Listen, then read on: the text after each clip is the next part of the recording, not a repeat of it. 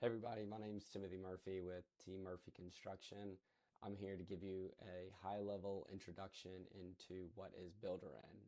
It is our project software that we've been using for a couple of years now, and very happy we're into this. So when you first get it as a new user, what you're going to get is a dashboard. The dashboard is effectively a home page. Each one of these dashboards are customizable. You can create new ones. You can create private or public ones, just depending on what you want different team members to see. So when you first get it, it's going to be blank like this. You create and add in what's called widgets. We'll have a lot of different videos going into each one of these specifics at a later date.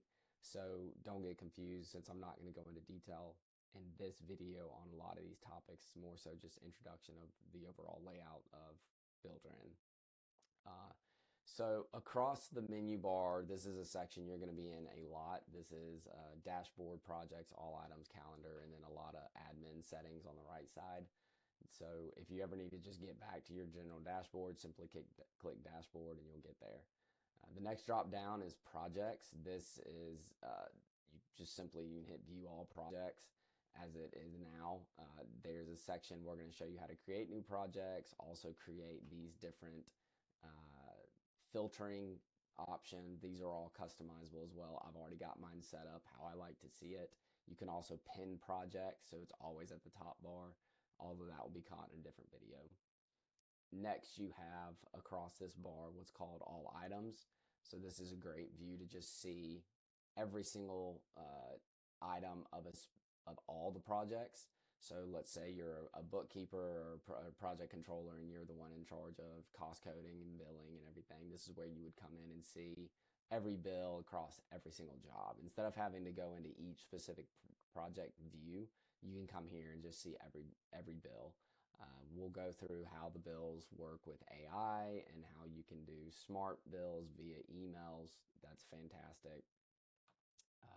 That's a very big helpful use.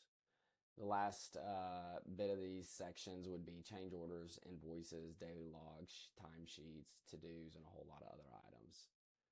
Next, you have the calendar view. This is just used for all your projects, or again, you can change it depending on what you customize at the front end. You can also come in and change your user. You can change items that you want to specifically see, or labels if you use those in your projects.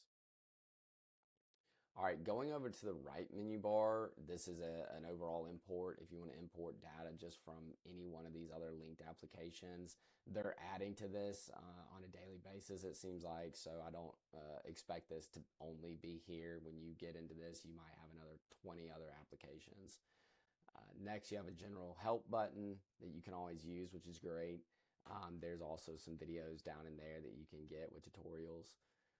You'll see this across the project board and across the overall software. We call these dominoes.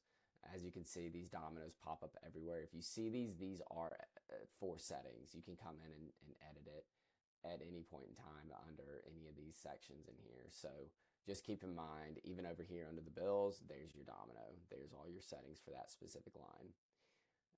This is more so specific for the actual admin. This is where an admin can come in and update the information for the company, update the information for cost coding.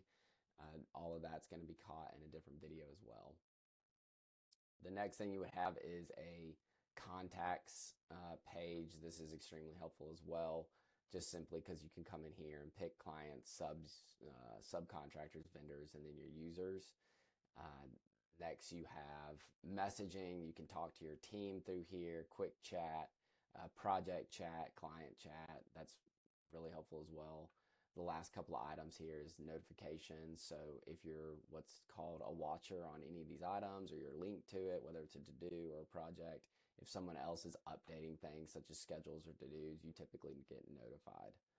Lastly would simply be your profile, what you want to edit, if you want to come in here and change things around for your profile. So anyways, I hope this was a good introduction tutorial for our project management software.